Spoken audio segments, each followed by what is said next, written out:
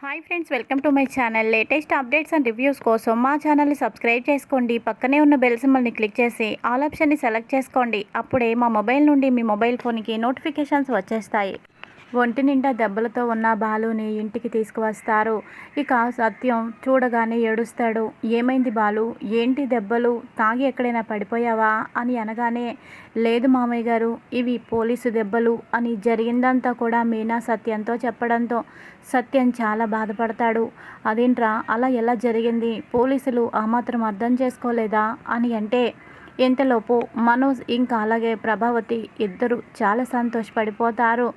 మనోజ్ అయితే, నాకు అంతకుముందు ఈ బాలుగాడు బాగా దెబ్బలు కొట్టాడు కదా, అందుకనే దేవుడు వీడికి ఈరోజు ఈ శిక్ష వేశారు. నాకు కొట్టినందుకే వీడికి ఎంతలా జరిగింది అని మనసులో అనుకుంటాడు.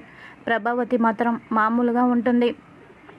ఇక మనోజ్ ఇలా అంటాడు, చేసిన పాపాలు ఊరికే పోవు, దెబ్బకు దెబ్బ దేవుడు తీస్తాడు అని మనోజ్ అనడంతో ఇక బాలు ఏమీ అనకుండా మౌనంగా ఉంటాడు. ప్రభావతి కూడా అవునవును అది నిజమే అని అంటుంది. ఇంకా అప్పుడు మీనా ఇలా అంటుంది, పాపాలు పుణ్యాలు ఎవరు చేశారు ఎవరు చేయలేదు అని ఎవరికి వాళ్ళు అనుకోవడం కాదు, ఎవరు ఎలాంటి వాళ్ళో అంతా కూడా ఆ దేవుడికి తెలుస్తుంది అని మీనా అనడంతో ఇక ప్రభావతి, అంటే ఏంటి నీ ఉద్దేశం, మేము మంచివాళ్ళం కాదు మీరు మంచివాళ్ళ అని అనగానే, అలా అని నేను అనలేదు, ఎవరు ఎలాంటి వాళ్ళో ఆ దేవుడికి తెలుసు అని మాత్రమే అన్నాను అని అంటుంది. ఇంకా తర్వాత సరే అంతా అయిపోయింది, వదిలేసేయండి, ఏమైంది ఇంతకీ కారు ఎక్కడరా బాలు అని సత్యం అడగడంతో, కారు వదలటానికి 1,00,000 రూపాయలు వాళ్ళు అడుగుతున్నారు, 1,00,000 రూపాయలు ఫైన్ కడితే కానీ కారు వదిలిపెట్టరట అని చెప్పగానే సత్యం బాధపడతాడు. ఇక మనోజ్ ఇలా అంటాడు, అసలైనా నువ్వు చేసిన పాడు పనికి 1,00,000 రూపాయలు ఫైన్ కట్టడం అంటే మాటలా, డబ్బులు ఊరికనే వస్తున్నాయా, 1,00,000 రూపాయలు కట్టి కారు తీసుకురావడం ఏంటి, అసలు ఇదంతా ఏంటి, వాడికేదో కష్టం వస్తే ఎగేసుకుంటూ నువ్వు వెళ్ళడం ఏంటి, ఇప్పుడు చూడు ఆ 1,00,000 రూపాయలు నువ్వు నెత్తి మీద పడ్డాయి, నువ్వు కట్టాల్సి వస్తుంది అని ఆ 1,00,000 రూపాయల గురించి గొడవ చేస్తాడు. ఇంకా అప్పుడు రవి ఇలా అంటాడు, అదేంటన్నయ్య అలా అంటున్నావు, 40 లక్షల రూపాయలు నాన్నగారి కష్టాజితాన్ని నువ్వు దోచుకొని వెళ్ళిపోయావు, అప్పుడు ఈ బాధ మా అందరికీ ఉంటుంది కదా, మరి 1,00,000 రూపాయల గురించి నువ్వు అంత బాధ పడిపోతున్నావే, పోగొట్టుకున్న నా 40 లక్షల రూపాయల గురించి మా అందరికీ ఎంత బాధ ఉంటుంది, అయినా నువ్వు చేసావు చాలా పెద్ద తప్పు, అన్న ఏమీ తప్పు చేయలేదే, ఫ్రెండ్ ఏదో ఇబ్బందిలో ఉన్నాడని వెళ్ళాడు, అందరూ నీలాగా ఎవరికి ఏ కష్టం వచ్చినా నాకెందుకులే అని మౌనంగా ఉండలేరన్నయ్య అని అనగానే, ఒరే రవి నువ్వు నోరు మూసుకుంటావా అని ప్రభావతి అంటుంది. ఇక ఏవండి, 1,00,000 రూపాయలు కట్టి ఆ కారుని విడిపించడం కంటే అక్కడే వదిలేయడం మంచిది అని అంటుంది. ఏం మాట్లాడుతున్నావు ప్రభా, అసలు ఏమైనా అర్థం ఉందా నువ్వు మాట్లాడేదానికి, 1,00,000 కట్టి కారు తీసుకురావద్దంటావేంటి, వాడి రెక్కల మీదే కదా మనం అందరం బ్రతుకుతున్నాము, ఆ కారు వాడు నడిపితేనే కదా మన బ్రతుకులు నడుస్తాయి అని అంటాడు. ఇక ప్రభావతి మౌనంగా ఉండిపోతుంది. సరే వెళ్ళి చాలా డబ్బులు మా అమ్మ ఇచ్చింది కదా, అందులో 1,00,000 రూపాయలు తీసుకురా, ఆ డబ్బు కట్టేసి కారు తీసుకొస్తాను అని అనగానే, ఏం మాట్లాడుతున్నారండి మీరు, ఆ డబ్బు మనోజ్ గడి పెళ్లి కోసమని ఉంచినవి కదా, అమ్మాయికి నగలు కొనటానికి ఆ డబ్బులు అత్తయ్య గారు ఇచ్చారు, పెళ్లి ఖర్చుల కోసం ఉంచిన డబ్బులో ఇప్పుడు 1,00,000 రూపాయలు ఇచ్చేయమంటారేంటి, అసలు మీరేం మాట్లాడుతున్నారు, ఇప్పటికీ ఆ డబ్బు చాలని డబ్బు, ఆ డబ్బులో ఇంకా 1,00,000 రూపాయలు వాడేస్తే ఇంకేం మిగులుతాయి, అసలే రోహిణికి నగలకు డబ్బులు తక్కువయ్యాయి ఏంటి అని నేను ఆలోచిస్తుంటే ఇంకా మీరు ఇలా మాట్లాడతారేంటి అని అనగానే కోపం కట్టలు తెంచుకుంటుంది సత్యానికి. ప్రభా, ఏం మాట్లాడుతున్నావు అసలు, నువ్వు కన్న తల్లివేనా నువ్వు, ఓ పక్కన కన్న కొడుకు ఒళ్ళంతా రక్తంతో దెబ్బలతో కారు పోలీస్ స్టేషన్లో ఉండి ఎంతో ఇబ్బంది పడుతుంటే నీకు పెళ్లి కావాల్సి వచ్చిందా, పెళ్ళి, అమ్మ ఎవరి గురించో నగల కోసం ఆలోచిస్తున్నావు, కన్న కొడుకు గురించి ఆలోచించడం లేదు, నీలాంటి తల్లి చరిత్రకెక్కుతుంది అని అనగానే, అయ్యో అలా అంటారేంటండి, ఉన్న వాస్తవం నేను చెబుతున్నాను, ఆ డబ్బులో నగలు ఎక్కడ వస్తాయి అని అంటుంది. సరే నువ్వు ఇవ్వక్కర్లేదులే, ఇల్లుంది కదా, ఆ ఇంటి కాగితాలు తాకట్టు పెట్టి ఆ డబ్బుతో బాలుగాడు కారుని విడిపిస్తాను, ముందు ఆ కాగితాలు తీసురా అని అనగానే ఒక్కసారిగా మనోజ్ షాక్ అయిపోతాడు. ప్రభావతి కూడా షాక్ అయిపోతుంది. అమ్మో, ఇప్పుడు ఆ ఇంటి కాగితాల గురించి అడుగుతున్నారేంటి? నేను ఆ కాగితాలు తాకట్టు పెట్టి రోహిణికి బ్యూటీ పార్లర్కి ఇచ్చాను అన్న సంగతి తెలిస్తే ఇంకేమైనా ఉందా? నన్ను నా కొడుకుని మెడపట్టి బయటకు ఖచ్చితంగా గెంటేస్తారు. పెళ్ళి ఉండదు, గిళ్ళి ఉండదు, రోడ్డు పాలైపోతాం మేము. ఇప్పుడు ఏం చేయాలి అని కంగారు పడుతుంది. అమ్మ మౌనిక, బీరువాలో కాగితాలుంటాయి, తీసుకురమ్మా అని అనగానే అలాగే నాన్న అని లోపలికి వెళ్తుంది. ఆగవే మౌనిక, ఇప్పుడు ఆ ఇంటి కాగితాలు ఎందుకు లేండి? 1,00,000 రూపాయల కోసం అంత పెద్ద ఇంటి కాగితాలు తాకట్టు పెట్టడం అవసరమా? వద్దులేండి, ఎలాగోలా నేనే పెళ్లి ఖర్చుల కోసం ఉంచిన డబ్బులో 1,00,000 రూపాయలు ఇస్తాను అని అంటుంది. వద్దు, నీ డబ్బేమీ వద్దు. నువ్వు పెళ్ళికే వాడుకుంటావో ఇంక దేనికి వాడుకుంటావో నీ ఇష్టం, మాకేం అక్కర్లేదు. అమ్మా వెళ్ళమ్మా, వెళ్ళి ఇంటి కాగితాలు తీసుకురా అని పంపిస్తాడు. ఆగండి, కొంచెం నేను చెప్పేది వినిపించుకోండి.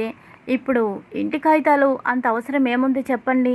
1,00,000 రూపాయలే కదా, నేను ఇస్తాలేండి అని నసుకుతూ భయపడుతూ ఉండడంతో బాలుకి డౌట్ వస్తుంది, మీనాకి కూడా డౌట్ వస్తుంది, ఇక సత్యానికి కూడా డౌట్గా ఉంటుంది. అయినా ఏంటి ఇందాకటి నుంచి ఇంటి కాగితాలు తెమ్మంటే నువ్వు అంత భయపడిపోతున్నావు? అసలేంటి, కాగితాలని కూడా కొంపతీసి తాకట్టు పెట్టి ఈ వెధవ కోసం తగలేసావా ఏంటి అని అంటే, చాచా అలా ఎందుకు చేస్తానండి, మీకు చెప్పకుండా నేనెందుకు చేస్తాను? అలా ఏం లేదు, ఇప్పుడే తీసుకొస్తాను ఉండండి 1,00,000 రూపాయలు. నా మాటలను అసలు మీరు పట్టించుకోవద్దు, నేను అంతే కదా, ఎప్పుడూ ఏదోలా మాట్లాడతాను, అవేమి మీరు మనసులో పెట్టుకోవద్దు. మీరు కాకపోతే ఎవరు నన్ను అర్థం చేసుకుంటారు? నా భాష ఇలాగే ఉంటుంది, నా మాట తీరు ఇలాగే ఉంటుంది. అయినా కారు కోసం 1,00,000 రూపాయలు ఇవ్వనా ఏంటి? ఆ డబ్బేమైనా నా కష్టార్జితమా లేదంటే మనోజ్ గారి కష్టార్జితమా? మీ అమ్మగారి కష్టార్జితం, దాని మీద హక్కు మీకే ఉంటుంది, ఉండండి అని చెప్పి ఇక సత్యాన్ని కూల్ చేసి లోపలికి వెళ్ళి డబ్బు తీసుకొచ్చి ఇస్తుంది. ఇక ఆ డబ్బు తీసుకువెళ్ళి రవి పోలీస్ స్టేషన్లో కట్టి కారుని రిలీజ్ చేయిస్తాడు. ఇదిలా ఉండగా ఇంకొక పక్కన బాలుని పైకి తీసుకువెళ్తుంది. బాలు దెబ్బల్ని చూసి ఇక మీనా ఏడుస్తూ ఉంటే మీనా కన్నీరు తుడుస్తాడు బాలు. ఏంటి ఏంటి ఇదా, ఎందుకు ఇలా ఏడుస్తున్నావు, ఇప్పుడు ఏమైంది నాకు అని అంటాడు. ఏమైందంటారేంటండి, ఒళ్ళంతా దెబ్బలు, మీకు ఎంత నొప్పిగా ఉంటుందో, ఎంత బాధని మీరు అనుభవిస్తున్నారో. అందరికీ మంచి చేయడానికి ముందుంటారు, కానీ మీకెందుకు ఇలాంటి కష్టాలు? ఆ దేవుడు మీరేం తప్పు చేశారని ఇలా ఒంటి నిండా దెబ్బలు పోలీసులతో కొట్టించాడు అని ఏడుస్తూ ఉంటుంది. ఇక తర్వాత బాలు మీనాతో ఇలా అంటాడు, ఏంటి చెప్పు, ఇప్పుడేమైంది? నాకేం కాలేదు. నా మనసులో ఉన్న బాధ కంటే ఈ దెబ్బలేమీ నాకు ఎక్కువ కాదు. ఇంతకంటే దారుణమైన బాధని, నరకాన్ని నా గుండె మోస్తుంది. ఈ పై గాయాలు నన్నేం చేస్తాయి పూలగంప అని అంటాడు. ఇంకా ఆ మాటతో మరింత బాధ కలుగుతుంది మీనాకి. ఇక కిచెన్లోకి వెళ్ళి వేడినీళ్ళు మరగబెట్టి ఒళ్ళంతా కాపడం పెడుతుంది. వాడి చేతులు ఇరిగిపోను, ఎలా కొట్టాడో, వాడి కాళ్ళు విరిగిపోను అని తిడుతూ ఉంటుంది మీనా. ఇక బాలు నవ్వుకుంటూ ఉంటాడు మనసులో. ఈ పూలగంపకి ఏదేమైనా నేనంటే చాలా ఇష్టం, అందుకనే అలా తిడుతుంది. నాకు ఇలా జరిగిన దగ్గర నుంచి తను బాధపడుతూనే ఉంది అని అనుకుంటాడు. ఇక తర్వాత ఏవండి, నేను వెళ్ళి మీకు టిఫిన్ చేసి తీసుకొస్తాను అని కిందకి వెళ్ళి టిఫిన్ చేస్తుంది. టిఫిన్ని తీసుకొచ్చి బాలుకి ఇస్తుంది. బాలు తినడానికి ఇబ్బంది పడుతూ ఉంటాడు. చెయ్యంతా వాచిపోవటం వల్ల, పోలీసులు ఒళ్ళంతా దెబ్బలు కొట్టడం వల్ల ఇబ్బంది పడుతూ ఉంటే మీనా కూర్చుంటుంది. కూర్చొని నేను తినిపిస్తానండి అని చెప్పి ఇక బాలుకి టిఫిన్ తినిపిస్తుంది. ఇంతకీ నువ్వు తిన్నావా అని మీనాని అడుగుతాడు. లేదండి, తినలేదు అని అంటుంది. మరి నువ్వు కూడా తిను ముందు, రాత్రి నుంచి ఏడుస్తూనే ఉన్నట్టున్నావు, నువ్వు కూడా తిను అని అంటాడు. లేదండి, నేను తిననండి, టిఫినే కాదు భోజనం కూడా ఈరోజు చేయను, కటిక ఉపవాసం ఉంటాను అని అంటుంది. కటిక ఉపవాసం ఉండడం ఏంటి, ఎందుకని అని అంటాడు. ఆ పోలీసులు మిమ్మల్ని రిలీజ్ చేయాలని నేను దేవుణ్ణి కోరుకున్నాను. మిమ్మల్ని విడుదల చేస్తే ఈ రోజంతా ఉపవాసం ఉంటానని నేను దేవుడికి వేడుకున్నానండి, అందుకనే నేను ఈరోజు ఉపవాసం ఉంటాను అని అనగానే, ఏంటి పూలగంబ, ఎందుకు ఇలా చేస్తున్నావు, ఇప్పుడు ఏం జరిగిందని ఎందుకు అంత పెద్ద మొక్కు నువ్వు మొక్కుకోవాలి? ఏం తినకుండా ఎలా ఉంటావు నువ్వు అని అంటాడు. పర్వాలేదండి, మీకోసం ఆ మాత్రం నేను కష్టపడడం తప్పు లేదు. ఒక్కరోజు కాదు, 2-3 రోజులైనా మీకోసం నేను ఉపవాసం ఉంటాను. మీ క్షేమమే నాకు ముఖ్యం అని మీనా అనడంతో ఇక బాలుకి మనసులో ఏదోలాగా అనిపిస్తుంది. సరేలే కానీ ఇలాంటి మొక్కులు ఇంకోసారి నువ్వు మొక్కద్దు. నువ్వు తినకపోతే నాకు కూడా తినాలనిపించదు.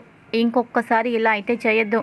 ఈ రోజు కంటే సరే పోనీలే అనుకుంటున్నాను, కానీ ఇంకెప్పుడు ఇలా అయితే చేయొద్దు అని మరీ అంటాడు. ఇంతలోపు రవి వస్తాడు. వదినా, రమ్మని పిలిచావు అని అంటే, అవును, ఇంట్లో మందు లేదు. మొన్న అమ్మమ్మ గారి ఇంటికి వెళ్ళినప్పుడు కూడా ఆయన మందు తాగలేదు. పైగా ఒంటి నిండా దెబ్బలు ఉన్నాయి. కాబట్టే మందు తాగితే ఆయనకి ప్రశాంతంగా ఉంటుంది, మనశ్శాంతిగా ఉంటుంది. మందు తెచ్చి పెడతావా అని అంటుంది మీనా. అలాగే వదినా అని రవి అంటాడు. ఇంకా అప్పుడు, ఏ పూలగంప, నాకెందుకు మందు, నేను అడిగానా చెప్పు.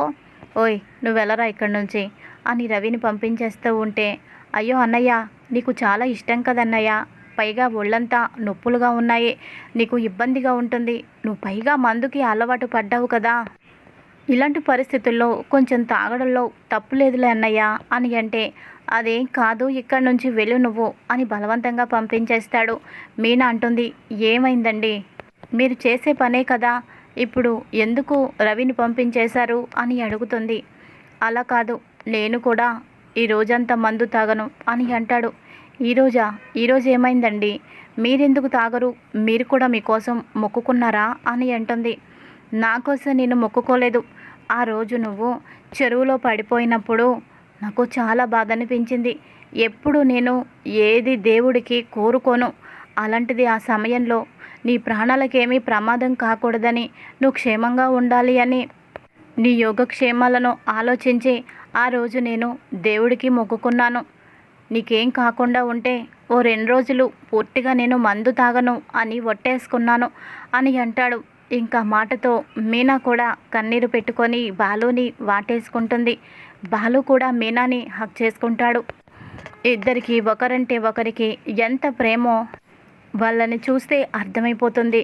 ఇదిలా ఉండగా ఇంకొక పక్కన ఉదయాన్నే ప్రభావతికి ఫోన్ చేస్తుంది రోహిణి. ఆంటీ, నేను రెడీగా ఉన్నాను, ఏ గోల్డ్ షాప్కి వెళ్దాం అని ప్రభావతిని రోహిణి అనగానే, అమ్మ రోహిణి, క్షమించమ్మా అని అంటుంది. ఏమైంది, కొంపదీసి నగలు కానీ కొనను అంటుందా ఏంటి అని మనసులో అనుకొని, అదేంటంటీ మీరు నాకు క్షమాపణ చెబుతున్నారు, ఏమైందంటీ అని అనగానే, అమ్మ రోహిణి, నీకు నగలు కొనాలని కొంత డబ్బు నేను పక్కన పెట్టానమ్మా, కానీ అందులో కొంచెం నేను అవసరానికి తీయాల్సి వచ్చింది. ఇప్పుడేమో డబ్బులు సరిపోవడం లేదు. ఒక్క 2 రోజులాగి అప్పుడు నీకు ఫోన్ చేస్తాను. ఈలోపు డబ్బుని నేను ఎలాగోలా సర్దుతాను, అప్పుడు నగలు కొనుక్కోవచ్చు. ఇప్పుడైతే ఈ సరిపోని డబ్బులతో నగలు రావమ్మా అని అనగానే మనసులో బాధపడుతుంది రోహిణి. అనవసరంగా నేను నిన్న ఆంటీ పిలవగానే నేను రాను, నగలెందుకు, అనవసరమైన ఖర్చు అన్నాను. ఇప్పుడేమో ఆవిడ మళ్ళీ వేరే రకంగా ఆలోచించుకున్నట్టుంది. 2 రోజుల్లో డబ్బు సర్దుతానంటుంది. ఎక్కడి నుంచి సర్దుతుంది? ఇంటి కాగితాలు తాకట్టు పెట్టి బ్యూటీ పార్లర్కి ఇచ్చింది. ఇప్పుడేమో నగల కోసం ఇంకేం తాకట్టు పెడుతుంది? నా బొంద ఇంకేమీ లేదు అంటూ డీలా పడిపోతుంది. సరే ఆంటీ, మీకు అంత కష్టంగా ఉన్నప్పుడు ఎందుకులేండి ఆంటీ అని పైకి అనేస్తుంది. అలా ఏం కాదమ్మా, ఎలా అయినా కూడా డబ్బు నేను కలిపి నీకైతే నగలు కొంటాను, ఏమనుకోకమ్మా అని మరీ క్షమాపణలు అడిగేస్తూ ఉంటుంది. అదేదో చాలా పెద్ద తప్పులాగా. ఈ తర్వాత తన ఫ్రెండ్ వస్తుంది. ఏంటి రోహిణి, మీ అత్తయ్యతో నువ్వు గోల్డ్ షాప్కి వెళ్ళడం లేదా అని అంటే, లేదే, ఆవిడకి ఏదో ఇబ్బంది వచ్చిందట, అందుకనే ఇప్పుడు కాదు మరో 2 రోజుల తర్వాత ఫోన్ చేస్తానంటుంది. డబ్బుని వాడేసిందట, మళ్ళీ ఆ డబ్బు సర్దడానికి టైం పడుతుందట. ఏంటో ఈ మధ్య తరగతి జీవితాలు, ఇలాంటి సర్దుబాటు వ్యవహారాలు నాకు నచ్చవు. కానీ ఏం చేస్తాము, ఈ మనోజ్ కంటే మంచివాడు నాకెవ్వరూ కనిపించలేదు, వీడి కంటే బకరా నాకెవ్వరూ కనపడలేదు అని అంటుంది. ఇక అప్పుడు తన ఫ్రెండు, అంటే ఏంటే, డబ్బుంటే చాలా మంచి మర్యాద అక్కర్లేదా చెప్పు అని అనగానే, నీకో విషయం చెప్పనా, డబ్బు లేకపోతే ఏ పని జరగదు. డబ్బే ముఖ్యం.